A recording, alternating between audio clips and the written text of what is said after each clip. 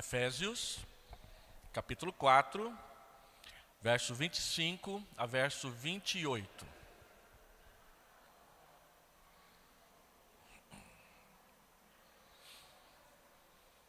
A palavra do Senhor diz assim,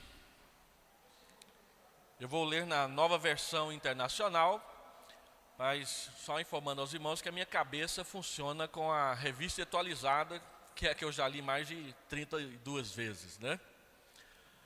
Então, na hora que eu for argumentar, os irmãos vão ver que eu vou citar de memória a Revista Atualizada, que é a que a maioria dos irmãos tem aí em mãos. Portanto, cada um de vocês devem abandonar a mentira e falar a verdade ao seu próximo, pois todos somos membros de um mesmo corpo. Quando vocês ficarem irados, não pequem. Apaziguem a sua ira antes que o sol se ponha, e não deem lugar ao diabo. O que furtava, não furte mais, antes trabalhe, fazendo algo de útil com as mãos, para que tenha o que repartir com quem estiver em necessidade. Vamos orar. Pai Santo, Deus querido, nós abrimos a Tua Palavra, nós lemos a Tua Palavra e agora vamos estudá-la com um pouco mais de atenção. Pedimos que a luz do Teu Espírito Santo, que habita em nós, venha nos conduzir no estudo da palavra para que ela não só fique na nossa memória, guardada no coração, mas seja de fato como deve ser, o nosso guia para todas as nossas decisões cotidianas. Nós oramos em nome do Senhor Jesus. Amém. Muito bem. Nós estamos estudando Efésios e o tema que nós temos dado para as nossas exposições é o Deus da igreja e a igreja de Deus. O objetivo dessas exposições é mostrar para a igreja quem é o Deus no qual ela se apega, se sustenta e que a pastoreia e conduz. Conhecendo quem é Deus, muitos dos nossos temores, muitas das nossas dúvidas, muitas das nossas hesitações caem por terra por causa de quem é aquele que nos sustenta. Também nós temos falado sobre a igreja de Deus, aquela que veio do pecado, onde Deus a buscou, e que sendo escrava do mundo, da carne, das inclinações da carne e de Satanás, do diabo, ela foi libertada por meio da cruz, por causa do amor de Deus, por causa da misericórdia de Deus, por causa da bondade de Deus e por causa da graça de Deus, conforme nós lemos no capítulo 2. No capítulo 3, o texto nos diz que essa igreja que pertence ao Deus, ela recebeu o privilégio de anunciar ao mundo e até mesmo aos principados e potestades a multiforme sabedoria de Deus. Mostrar quem é Deus para os outros. O Deus da igreja, que salvou a igreja que é de Deus, agora essa igreja que é de Deus anuncia ao mundo quem é o Deus que a salvou. E por causa disso, essa igreja deve andar em unidade, capítulo 4. A unidade que ela deve preservar e a unidade à qual ela deve chegar, para então viver diante de Deus e para a glória de Deus no mundo. Nós entramos domingo passado, então, na sessão prática da epístola, que começa no versículo 17 do capítulo 4 e vai até o final lá do capítulo 6. Do versículo 17 do capítulo 4 até o versículo 21 do capítulo 5, ou seja, o capítulo 5 inteiro, Paulo vai trabalhar sobre o comportamento cristão apropriado na sociedade. Então nós dividimos essa grande sessão em várias exposições menores. Semana passada nós falamos sobre o despir-se do velho homem e o revestir-se do novo homem, não como se fosse apenas uma coisa para aparência externa, mas a mudança do caráter com base no fruto do Espírito. Hoje, domingo que vem e no próximo, nós vamos falar sobre essa sessão que vai do versículo 25 até o versículo 4 do capítulo 5. Lembrando que nesses dois capítulos, 4 e 5, a palavra-chave é a palavra andar, que tem o significado, o sentido de comportar-se. Então, quando nós olhamos Efésios capítulo 4, 25 a 5:4, nós vamos encontrar 6 exemplos práticos a respeito do comportamento cristão. Paulo diz quem nós somos e quem é o Deus que nós cremos. Agora ele vai ensinar como devemos nos comportar, sendo quem somos nas mãos desse Deus e para a glória dele. Então aqui nós temos 6 exemplos práticos. E do versículo 4, 25, capítulo 4, 25 a 28, nós temos os 3 primeiros exemplos. Nós vamos trabalhar 3 exemplos hoje. Vamos gastar um tempo maior com o versículo 29, que é aquele que fala do falar. E depois vamos falar sobre os outros 2 nas aulas subsequentes, para então entrarmos definitivamente no capítulo 5. Aqui nós temos os 3 primeiros exemplos práticos. E antes de apresentá-los, eu gostaria de chamar a atenção para 3 questões introdutórias a respeito desses 6 exemplos. Primeiro é que todos esses exemplos dizem respeito ao relacionamento. Como eu devo me comportar com o próximo. Como que eu devo agir em relação ao irmão, à irmã, aquele que congrega na igreja comigo, aquele que convive comigo no dia a dia. E o objetivo de Paulo é mostrar que a pureza da santidade deve ser vivida e compartilhada com os outros. Ninguém é santo só para si mesmo. Você deve ser santo, santa para os outros. Não para se mostrar santo para os outros, mas santo no sentido de que a pureza, a vivência, o respeito, o ser de Deus muda o seu jeito de se comportar com os outros. Não um jeito qualquer, como era antes de conhecer Jesus, mas algo que glorifique a Deus quando você se relaciona com os outros. Então, tem a ver com relacionamentos, como que eu me comporto com os outros. Segundo, a conduta positiva e cristã deve substituir a conduta não cristã negativa. O que Paulo quer dizer é que não basta simplesmente deixar o errado. Você tem que substituir o errado pelo certo. Não é só parar de mentir, é falar a verdade no lugar da mentira. Então, no cristianismo, não é simplesmente abandonar o pecado, é abandonar o pecado por abraçar um novo tipo de comportamento, um comportamento que agrada a Deus. E o terceiro, então, é que cada comportamento alistado por Paulo aqui, deixa eu só mudar a minha configuração aqui para facilitar a minha visualização. Cada comportamento é sustentado por uma razão doutrinária. Então, quando Paulo vai falar da prática, ele mostra que cada prática que Deus requer de nós é sustentada por uma doutrina que a gente diz crer.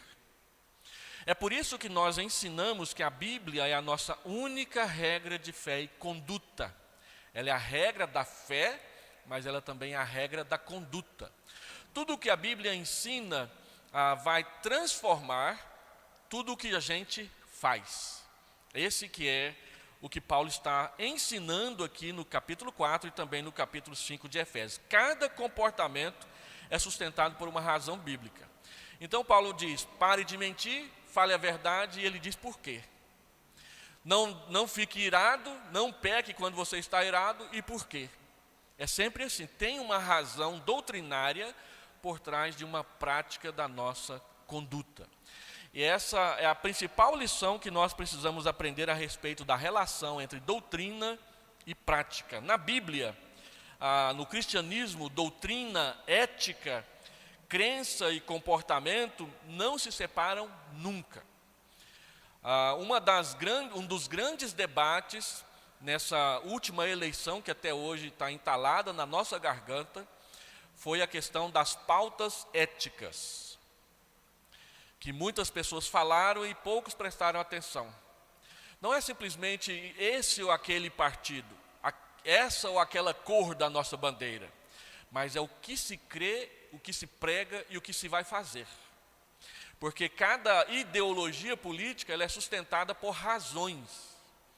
E muitas vezes nós não prestamos atenção que as razões éticas é que sustentam os comportamentos. Se a minha ética é ruim, o meu comportamento vai ser ruim. Se a minha ética é boa, o meu comportamento será bom. O que sustenta a minha ética? O que sustenta o meu comportamento? Então, tudo que Paulo vai falar sobre a vida prática cristã tem uma doutrina que justifica. Tem uma doutrina que está por trás de cada uma das coisas que nós dizemos viver. Só para recordar, então, a palavra-chave desse grande parágrafo que vai de 4:17 a 5:21 é andar, comportar-se. As traduções mais modernas traduzem andar por viver. Então, ela vai aparecer no versículo 17, ela vai aparecer no capítulo 5, verso 2, ela vai aparecer 5:8 e 5:15. Vamos só recordar essas citações para você guardar na memória. 4:17.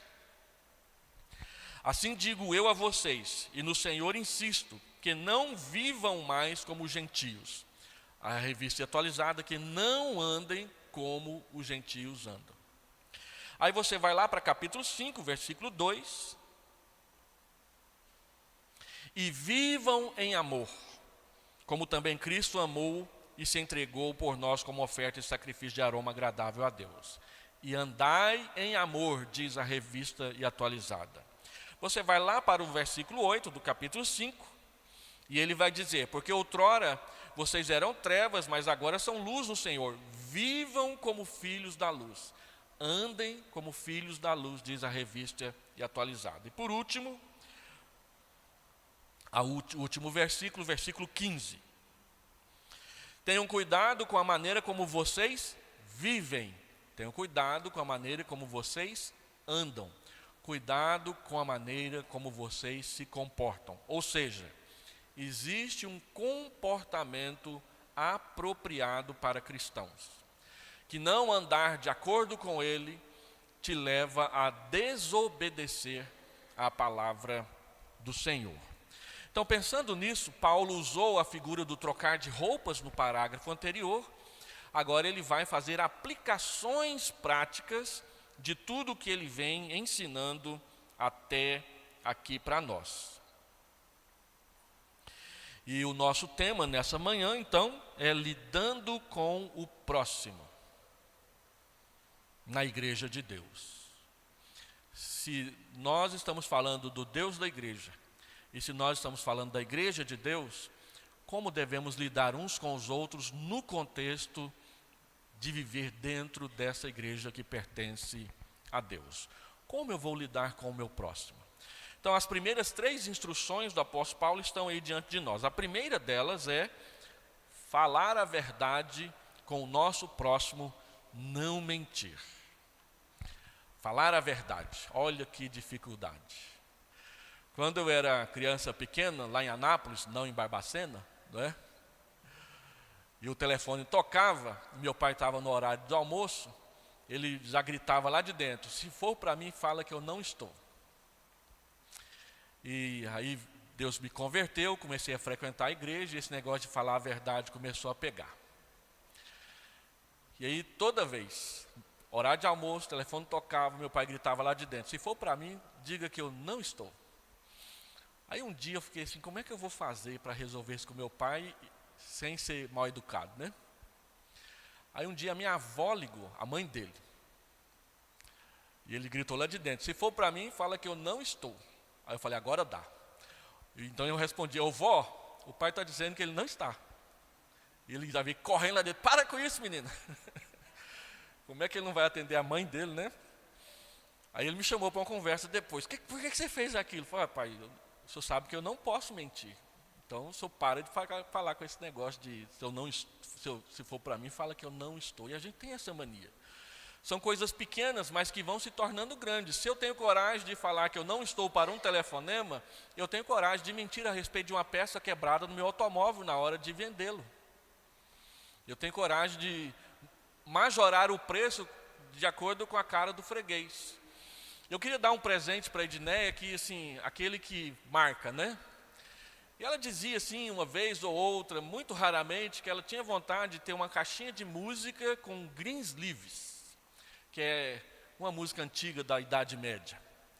Eu comecei a procurar essa tal de caixinha de música com Greensleeves. Eu fui lá para 23 de maio, em São Paulo, numa tal de Galeria Pajé, 10 andares só de loja de coreano, chinês, aquele pessoal lá da Ásia.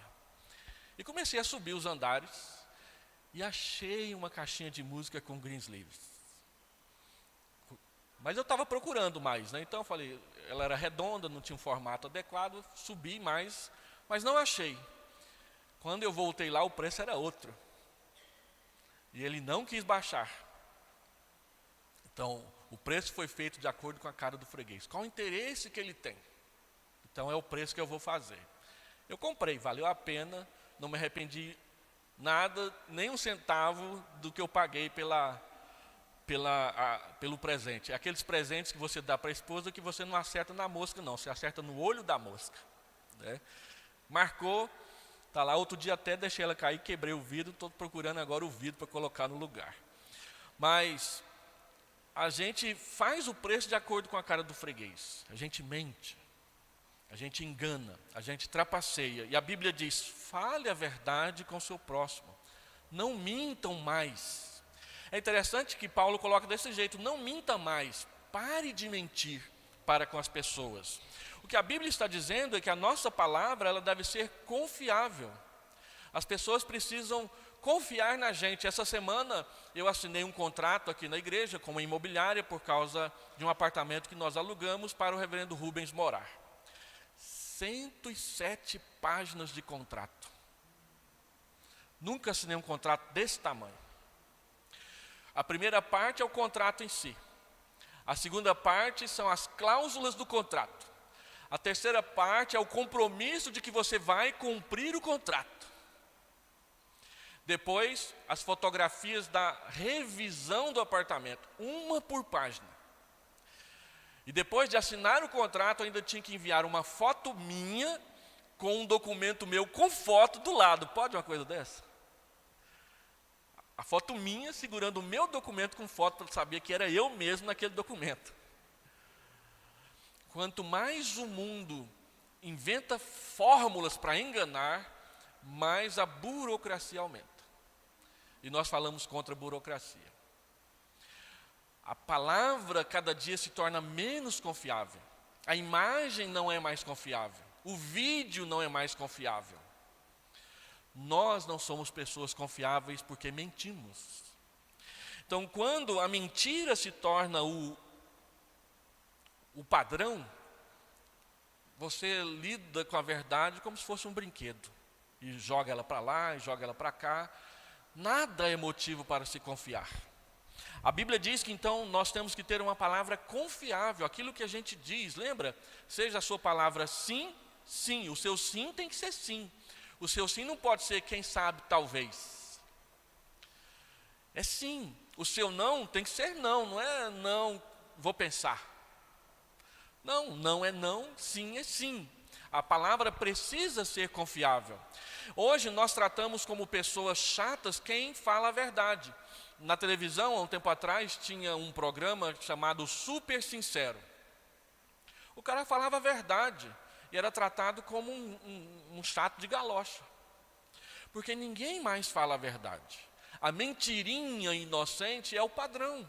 E aí fala, olha, se não tiver uma mentirinha, você não vive bem. Mas a Bíblia diz que a mentirinha vai se tornar a mentirona, que mais tarde vai destruir qualquer tipo de confiança que pode se ter numa pessoa. Lembra da famosa história infantil de Joãozinho e o lobo? O Joãozinho gostava de pregar peças nas pessoas, então ele falava, lá vem o lobo, e as pessoas chamavam o caçador, saía correndo para ajudar, e chegava lá, o Joãozinho estava rindo da cara deles. Mas um dia o lobo apareceu, e o Joãozinho gritou, olha o lobo, e todo mundo escutou, disse, é o Joãozinho. E o lobo o devorou por causa disso. Assim muitas vezes é a nossa palavra. A gente mente. Quando a gente fala a verdade, as pessoas não acreditam na gente mais. A nossa palavra tem que ser fidedigna. Ela precisa dizer o que ela disse. Ela precisa significar o que ela é. Nós estamos vivendo na época da ressignificação das palavras. por causa da agenda de gênero e por causa do feminismo radical, o que você fala não significa mais o que é. Então, nós temos uma cruzada contra o aborto, por exemplo. Mas as pessoas dizem por aí que aborto não é assassinato, aborto é um procedimento terapêutico. Muda as palavras para esconder o ato. E aí as pessoas dizem para você, olhe-se no espelho, veja o leão que está lá no espelho. Que nada que está lá no espelho é um gatinho que não sabe nem miar direito. Né?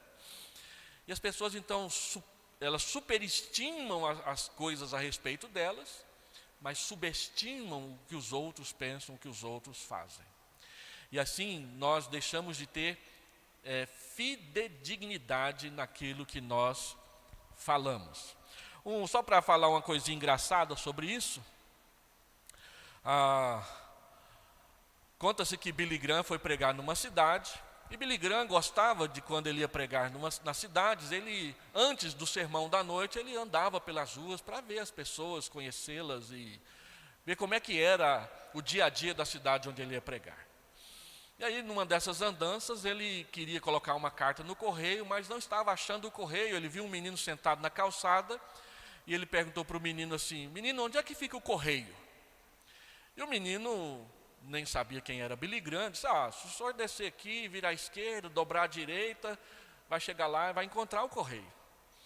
E aí o Billy Graham ficou tão assim, grato, porque o menino foi tão prestimoso, né, em dar informação para ele. Ele falou, olha menino, eu sou um pregador do evangelho, hoje à noite eu vou pregar lá na igreja tal, vem me ouvir pregar que eu vou te ensinar o caminho do céu. E o menino disse, não vou não.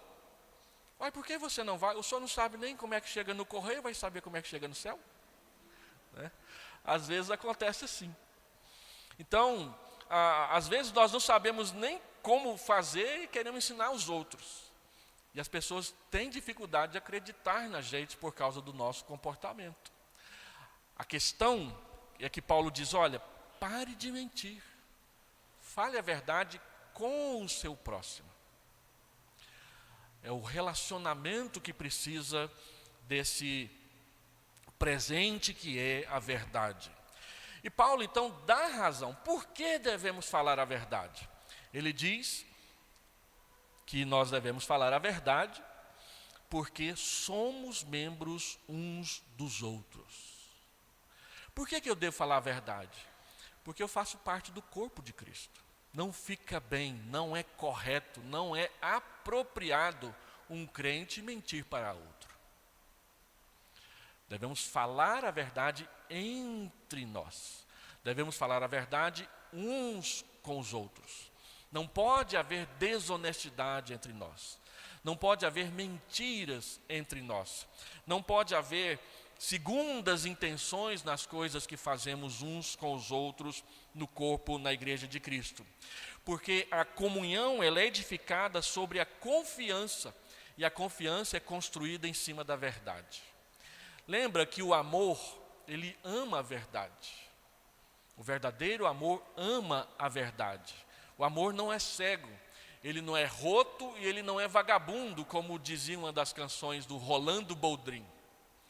Não, o amor não é cego, não é roto e nem é vagabundo, ele enxerga, ele sabe, ele sofre, ele não tem ciúme, ele não arde com essas coisas, mas ele é real. E ele deve ser praticado em verdade. Paulo vai dizer no final desse capítulo que nós devemos seguir a verdade em amor. Amor e verdade devem estar juntos porque somos membros do mesmo corpo. Se um mente contra o outro, nós estamos profetizando, armando, preparando a ruína de todos. A verdade, ela traz segurança. A mentira traz insegurança para as nossas relações. Maridos devem falar a verdade com as suas esposas. Esposas devem falar a verdade com seus maridos. Pais devem ser verdadeiros com seus filhos. Filhos devem ser verdadeiros com os seus pais, dentro da igreja do Senhor Jesus Cristo. Essa é apenas a primeira instrução do apóstolo Paulo. Se você é cristão, se você está na igreja de Deus, fale a verdade. Troque a mentira pela verdade. Deixe a mentira de lado. Fale a verdade. Mas falar a verdade dói mais. Não mais do que a destruição que a mentira traz no final. Você pode sustentar uma mentira por um tempo, mas você não poderá sustentá-la pelo tempo todo. E Deus julgará os mentirosos e eles não entrarão no reino dos céus. Então não faça da mentira o padrão da sua vida. Faça da verdade o padrão da sua vida. Segunda aplicação prática que o apóstolo Paulo faz para nós é então a seguinte: não guardar ira para o dia seguinte, mas acertar os relacionamentos com calma. Versículo 26 e versículo 27, observe o que Paulo fala aí.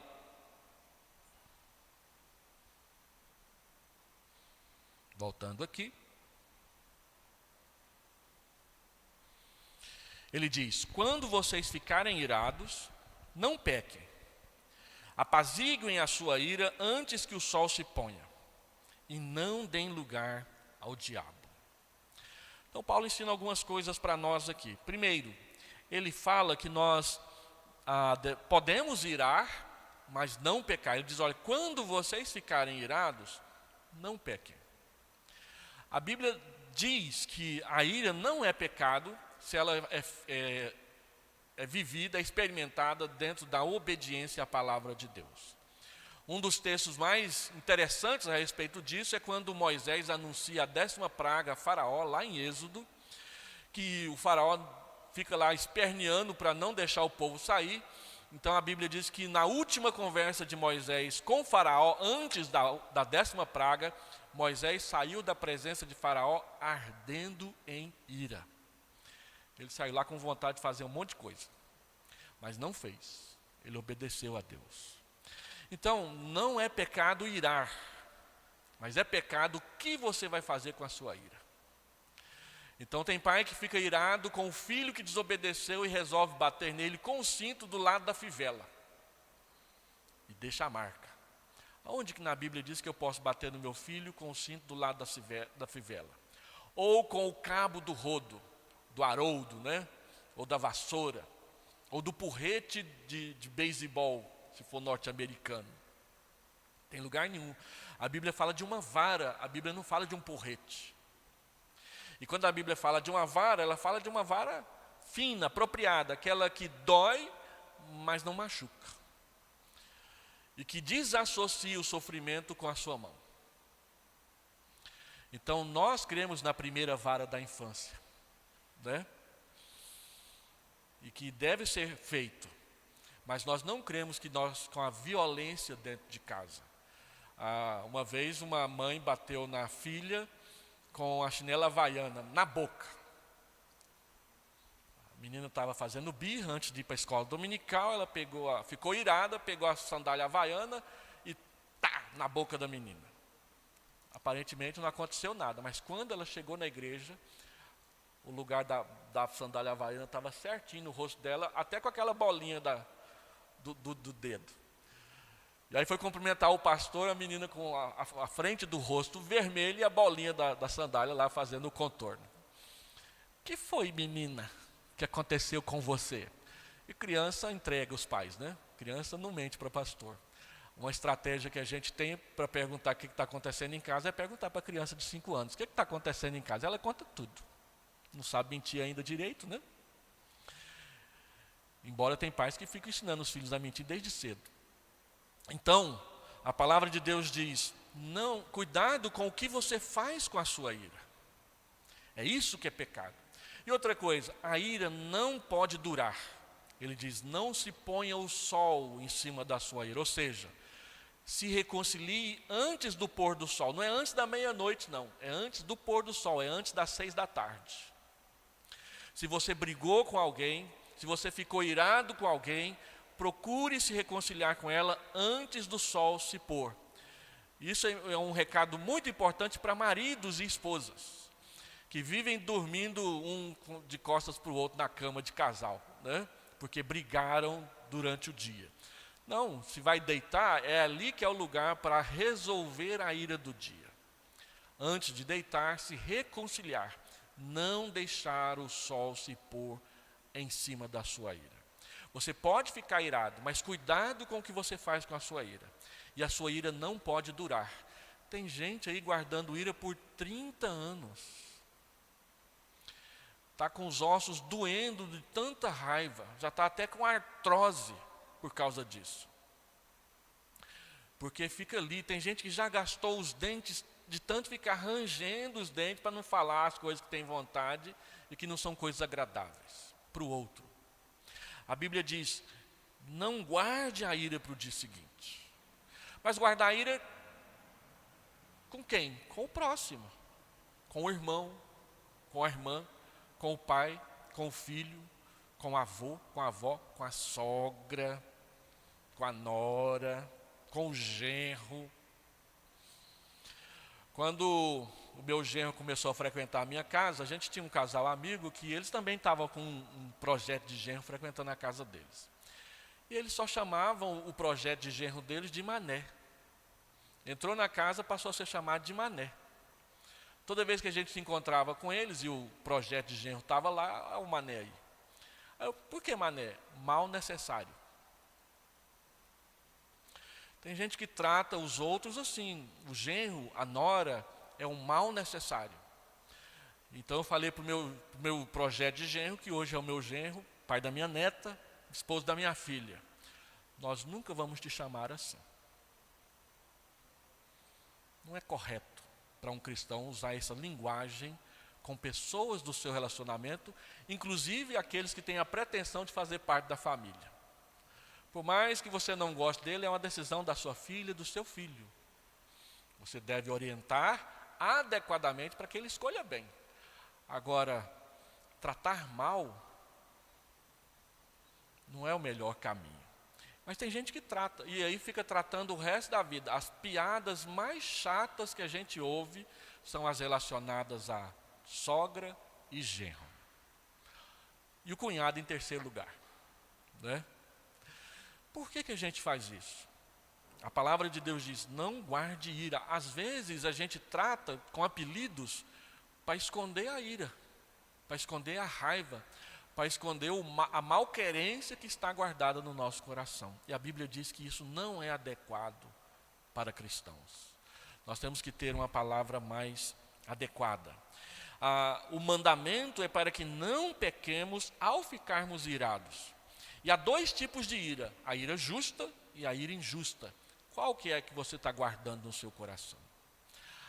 Se a ira é justa, então você vai obedecer ao mandamento de não deixá-la envelhecer. Agora, se a ira é injusta, ela perdura, perdura, perdura, vira ressentimento, vira mágoa, vira amargura, e lá na frente ela vai virar um ato de violência contra alguém. A Bíblia diz que nós podemos irar, mas nós não podemos pecar. E um ensinamento forte da Bíblia sobre isso é que a nossa ira jamais produz a justiça de Deus. A justiça de Deus pertence a Ele. Nós não a criamos com a nossa ira e com a nossa indignação. Por isso, manter a calma diante de eventos ruins é um privilégio que abre a porta para o testemunho eficaz. Quantas vezes você ganhou o direito de falar porque você manteve a calma? Eu me lembro de uma experiência ruim familiar que nós vivemos há um tempo atrás. E todo mundo ficou nervoso porque uma pessoa que deveria dormir em casa foi dormir na casa de outra pessoa sem avisar, pela primeira vez. E aí as pessoas perderam a paciência.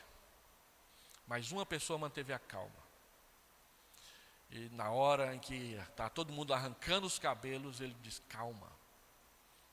Vamos dar os telefonemas certos. Vamos esperar o momento certo. E aí no momento certo a pessoa ligou, conversou, acalmou todo mundo. Mas até isso acontecer foi a palavra daquela pessoa que manteve a segurança familiar. Manter a calma na hora da crise ajuda você a pensar melhor. Manter a calma na hora da ira te ajuda a não fazer uma grande bobagem, que pode arruinar a sua vida por anos ou pelo resto dela. Quantas vezes nós perdemos porque a gente agiu com ira, quando a gente podia ter mantido a calma, segurasse a onda um pouquinho para isso. Agora, por que nós não devemos dar vazão ou lugar para a ira? Porque ao dar lugar para a ira, você vai dar lugar para o diabo. O diabo odeia. O diabo não ama. Ele só vem para matar, roubar e destruir. Ele é o pai da mentira. Ele gosta de enganar. E ele quer ver o circo pegar fogo e fazer você chutar o pau da barraca em casa. Presta atenção, quase todas as vezes que você agiu com ira, você se arrependeu depois. E é isso que o diabo quer, que você haja com ira para perder o direito de falar, perder a razão de negociar ou de arbitrar uma situação. Quando você mantém a calma, as pessoas passam a te procurar quase que instintivamente. Mas quando você perde a calma, você é o último a ser consultado. Ninguém gosta de consultar uma pessoa que não é calma, que é irritadiça e que fica irada o tempo todo. Que quando ouve qualquer coisa, o primeiro comentário é um comentário de raiva. Nessa última eleição, que a gente ouviu de comentários irados saindo da boca de gente santa, foi um absurdo. A gente acha que, porque estamos numa competição, a gente tem o direito de xingar, falar mal e agredir as outras pessoas. Cristãos não. Cristãos devem manter a calma. Paulo vai dizer para Timóteo, que é um aprendiz de pastor, o seguinte: o servo de Deus não vive a contender. E a palavra contender ali é alguém que fica dando socos. Ele não vive brigando, ele não vive discutindo, ele não vive caçando encrenca com as pessoas. Algumas pessoas às vezes chegam para mim: pastor, por que o senhor não deu a opinião naquele negócio feio lá? Falei: para quê? A minha opinião vai resolver o problema que aconteceu lá do outro lado do país? Às vezes esperar um pouco mais te ajuda a emitir uma opinião melhor. Não é que você vai se esconder atrás da opinião dos outros. Mas quando você é rápido demais para opinar, e às vezes opina agressivamente, depois você vai ter que inventar uma desculpa para o que você disse. E nessas últimas eleições, depois que não deu mais para resolver e mudar nada, o que eu vi de site cristão, canal de YouTube cristão, pessoal reexplicando o que falou lá atrás, não está no gibi. Mudando até de opinião. Tem que tomar cuidado, às vezes ser apressado tem a ver com a ira, e não com a paciência, com a calma. Nós não devemos ser omissos, mas nós não devemos ser iracundos. E nós não devemos usar a mesma linguagem que o mundo usa para resolver as coisas.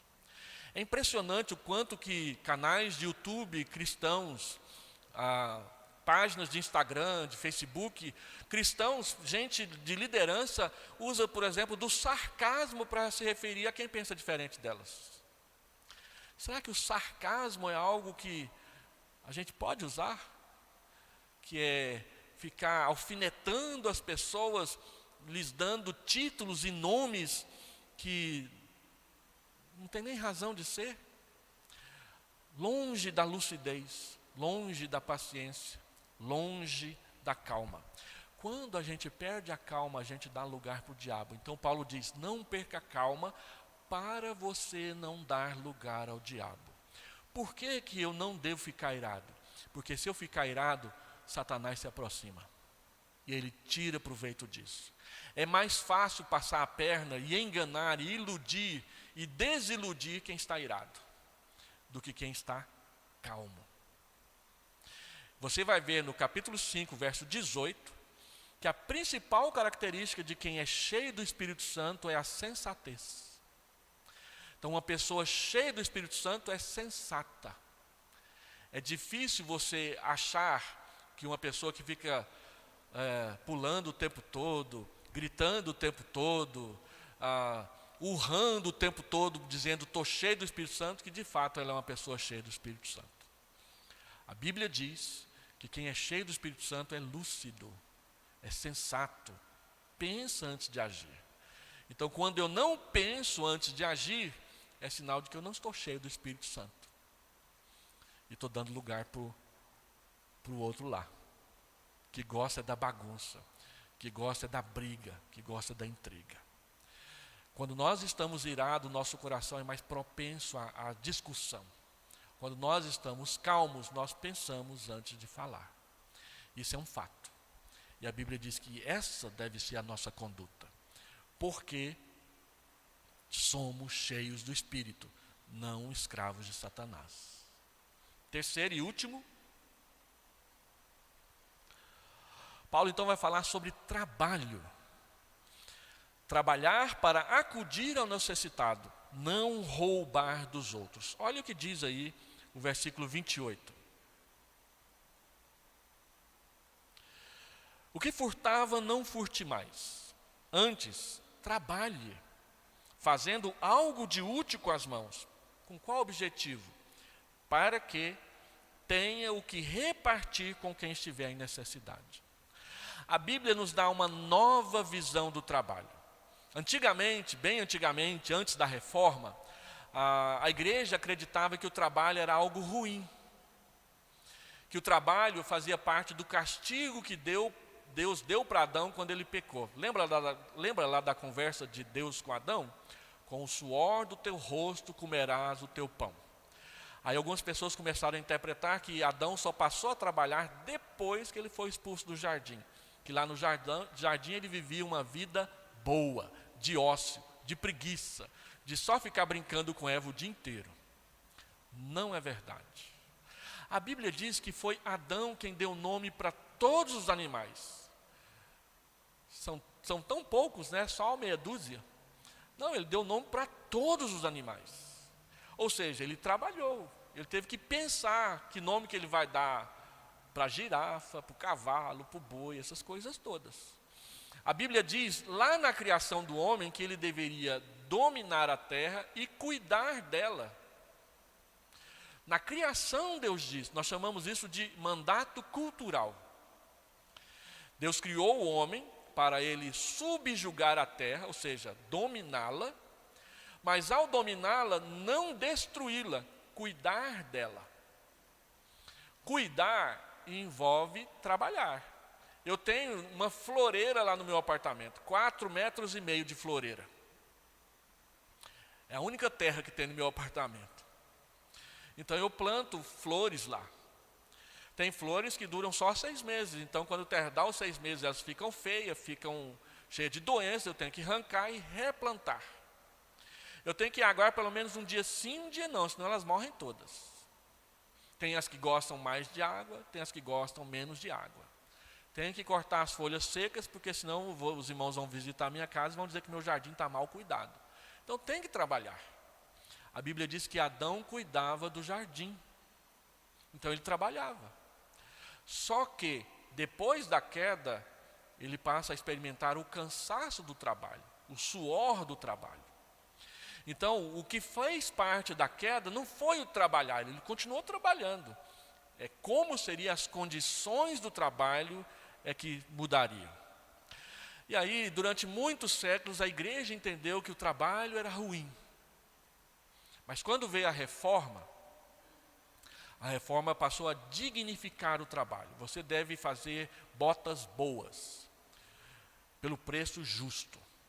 Você deve cuidar melhor disso, você deve cuidar melhor daquilo, você deve pagar o salário justo para o seu funcionário. Calvino diz nas ordenanças eclesiásticas que se os banqueiros de Genebra cobrassem juros acima de 5%, eles deveriam ficar 15 dias presos. Se aplicasse isso hoje, o dono do Itaú ia passar muito tempo na cadeia. E dos outros também, inclusive o do Banco do Brasil. As administradoras de cartão de crédito, então, nem se fala. São os maiores juros do mercado. E os agiotas aí que vivem oprimindo os outros, então, também estariam lá. Então, o trabalho ele é dignificado, ele não é superestimado. Trabalhar é digno. Não trabalhar é que é ruim. Por isso, então, a Bíblia diz, não roube, trabalhe. Agora, não é só trabalhar para não roubar. Trabalhe para ter o suficiente para a sua família e para acudir o necessitado. A bondade deve fazer parte do nosso trabalho. Nós não trabalhamos para acumular, nós trabalhamos para servir.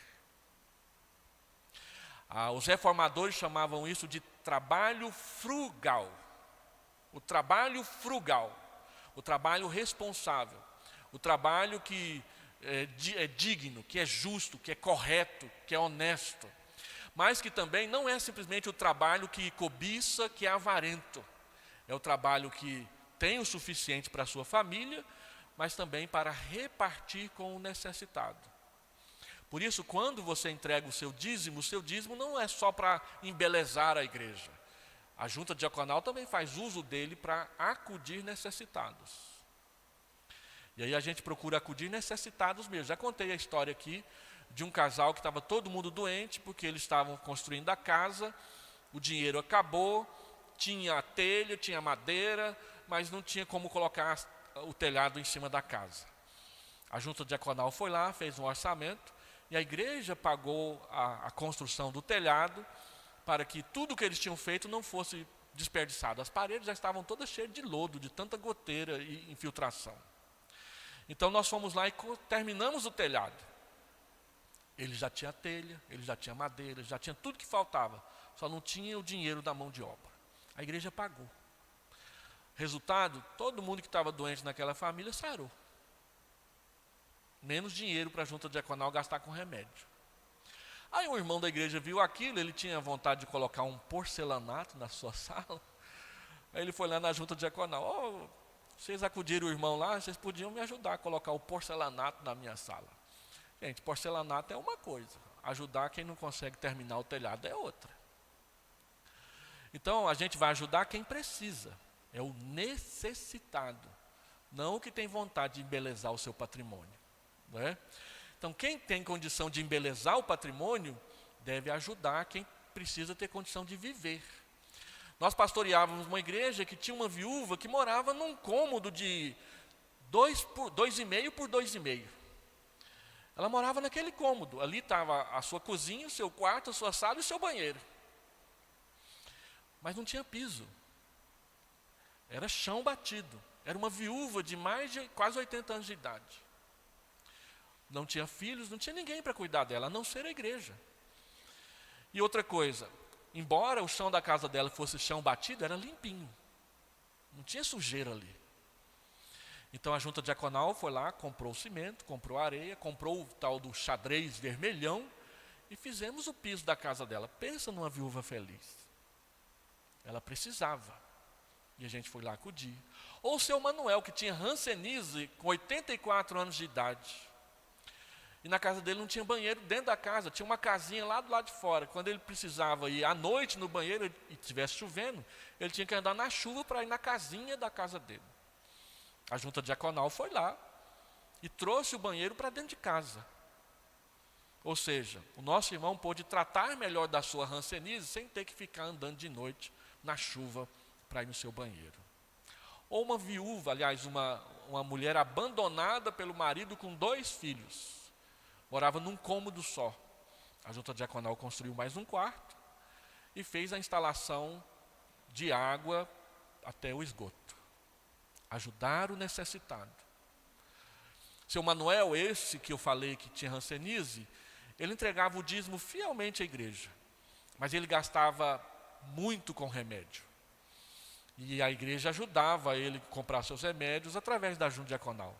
O que ele entregava de dízimo era menos do que a gente gastava na farmácia com ele. E aí um dia um diácono falou: pastor, a gente está gastando mais com ele do que estamos recebendo dele. E a resposta foi: e daí? Lá no passado, quando a igreja foi plantada, ela começou na casa do seu Manuel. Ele sustentou a igreja durante muito tempo, quando ele era jovem. Agora que ele ficou idoso, a igreja não vai cuidar dele? Então a igreja vai pagar todo o remédio dele, até ele morrer. No dia que ele morreu, foi numa quarta-feira, meio-dia, o culto fúnebre. Quarta-feira, meio-dia, longe de um feriado. toda a igreja compareceu. Foi incrível aquilo. Por causa do testemunho daquele irmão, que no passado sustentou a igreja, que no final a igreja honrou a fé dele, cuidando dele na sua saúde, até ele morrer.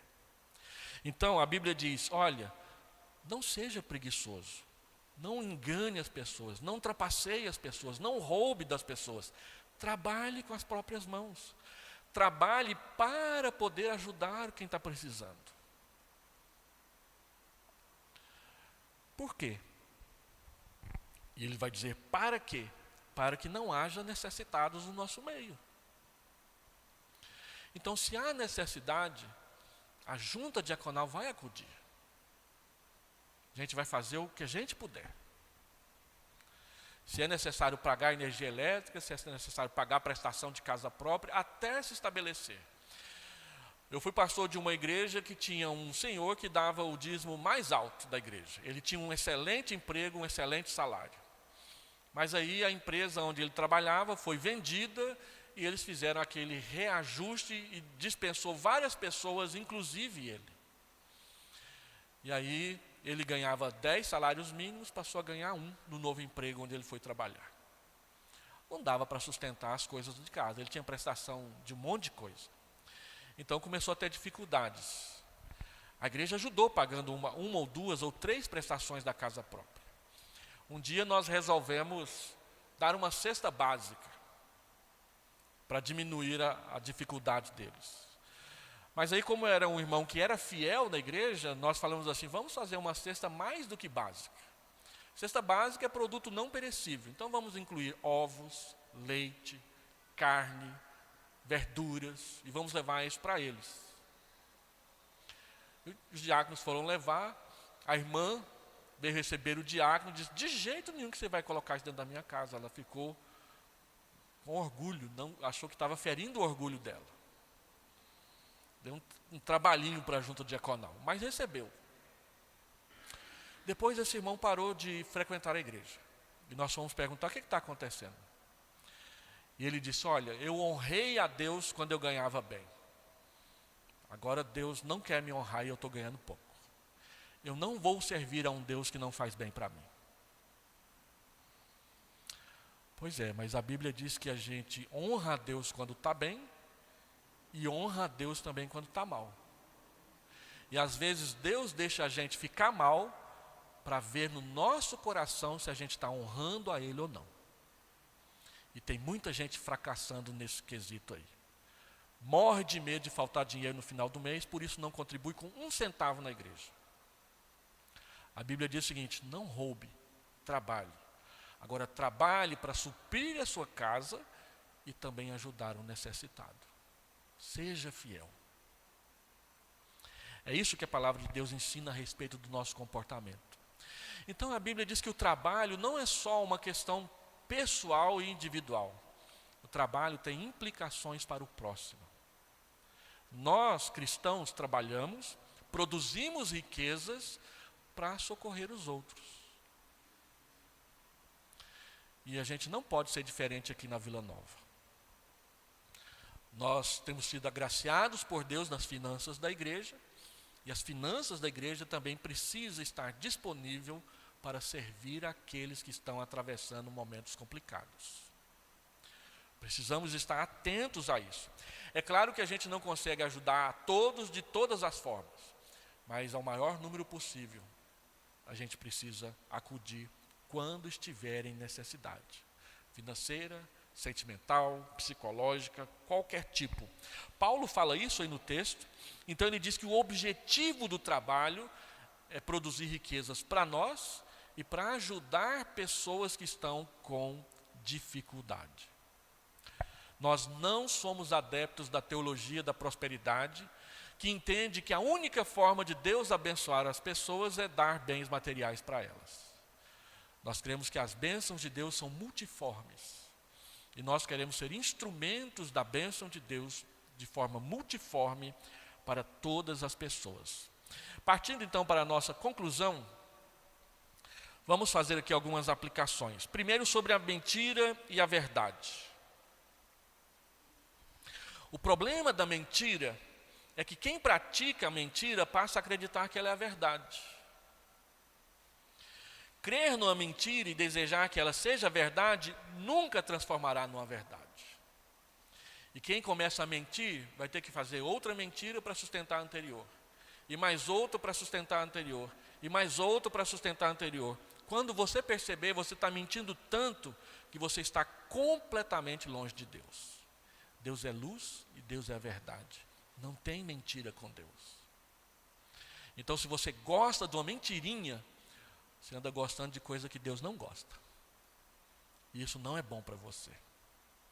Cuidado, abra o olho, não minta, fale a verdade com o seu próximo. Segundo, não aceite a mentira de que o tempo cura tudo. Pois o tempo não cura tudo.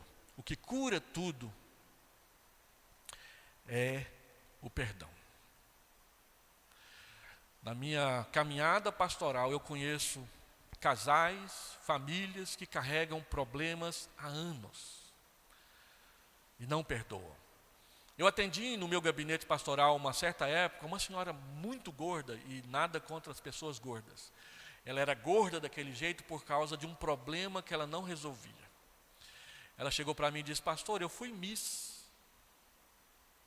Ou seja, antes dela ficar grandona assim, ela tinha os padrões de beleza da sociedade. Ganhou concurso de beleza. Mas aí ela se envolveu com prostituição. E dessa prostituição nasceu um filho. Mas ela não tinha coragem de dizer que ele tinha nascido disso. Porque ele queria saber quem era o pai. E ela então inventava mentira, depois outra, depois outra. Mas lá no coração aquilo mexeu com ela, mexeu com as glândulas dela, mexeu com a alimentação dela. E ela começou a engordar demais. Porque ela se escondia na comida do problema que ela não queria resolver.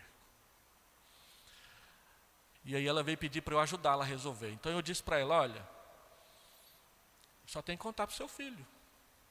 Conta para ele. Ah, mas eu não tenho coragem. Você teve coragem de contar para mim, que você nem conhece? Você teve coragem de contar para o outro pastor, que você falou que contou para ele antes de contar para mim? Por que você não tem coragem de contar para o seu filho, que você ama e conhece, mas tem coragem de contar para mim, que você nem sabe quem é? Não sabe nem o que eu vou fazer com essa informação. Ela disse: é desse jeito? É só desse jeito? Eu falei: no seu caso, sim. Aí ela saiu do meu gabinete, não voltou lá mais. Uns 4 meses depois, eu passei por ela na rua. Na hora que ela me viu, ela virou o rosto para achar que eu não a reconheceria, mas era ela. Tinha 20 anos que ela carregava aquele problema. Então, o tempo não cura os problemas. O que cura os problemas é o perdão. Não guarde a ira, não guarde a mágoa, não guarde o ressentimento. Converse, fale, peça o perdão, ofereça o perdão. Pratique o perdão com o seu próximo. No capítulo 5, versículo 2, Paulo vai tratar de novo disso. E terceiro, o trabalho é cansativo, mas ele nos dignifica. Nós estamos vivendo na época em que cada vez nossos filhos saem de casa mais tarde. Antigamente era com 15 anos já estava saindo para trabalhar fora. Eu ainda peguei essa época que adolescente podia trabalhar. Meu primeiro emprego foi vigiar velocípede numa livraria na época do Natal. Esse foi o meu primeiro emprego. Tinha 14 anos. E eu me lembro que um dia eu me apaixonei por uma moça muito bonitinha. E aí eu cheguei para minha mãe e falei assim: eu queria namorar aquela menina. Aí minha mãe perguntou assim: você tem dinheiro para pagar um picolé para ela? Levar ela no cinema? Falei: tem não. Falei: então por que você quer namorar? Será que eu estava achando que a minha mãe ia dar esse dinheiro para mim? Tem filho aí que quer que o pai sustente o namoro dele. Mas que vergonha é essa? E é mais vergonha para o pai sustentar ainda. Não, fala para ele, vai trabalhar. Lá em casa, meus pais aplicavam algumas regras com a gente. Nós éramos católicos, então, quando a gente fazia a 3ª série, a gente ganhava de presente um crucifixo. Quem passasse da terceira série para a quarta série ganhava o crucifixo, o primeiro. Quem passava da quarta série para a quinta série ganhava o quichute. Vocês se lembram do quichute, aquele negócio que parecia uma chuteira, mas não era, e que depois de um tempo você estava pisando tortinho, porque gastava aquela borracha de baixo, mas tinha que ter um quichute. Então os homens ganhavam um quichute. Quando passava da sétima série para a oitava série, ganhava a bicicleta. Meus pais davam uma bicicleta para quem passasse da sétima série para a oitava. E quando passava da oitava série para o primeiro ano do segundo grau, ganhava a chave da casa. Olha só. Minha mãe pegava uma cópia da chave, entregava na nossa mão e dizia assim: essa é a chave da casa. Agora você vai trabalhar e vai pagar o próprio estudo. Você vai para uma escola particular e é você que vai pagar. Então, tinha que caçar emprego, né? E eu me lembro que quando eu fiz o ensino médio, foi quando eu conheci o Evangelho, que eu fui estudar no Cosmorama, que era do presbítero Edésio, da Igreja Pioneira de Anápolis. E lá tinha evangelização dos alunos, várias pessoas conheceram a Cristo naquela escola lá em Anápolis. E aí, eu me lembro que o meu salário dava para pagar a mensalidade da escola, tirar o dízimo e só. Mais nada. Foi desse jeito. Então a gente precisa aprender a trabalhar. A gente precisa incentivar os nossos filhos a isso. É claro que a gente investe na formação deles até a faculdade. Invista mesmo. Mas para que ele seja um servo na profissão que ele escolher. Não para simplesmente acumular dinheiro para si mesmo. Porque o trabalho é cansativo, mas ele dignifica. E não faz parte da maldição da queda. O trabalho é para abençoar. Não é para amaldiçoar. Vamos orar? Pai Santo, Deus querido,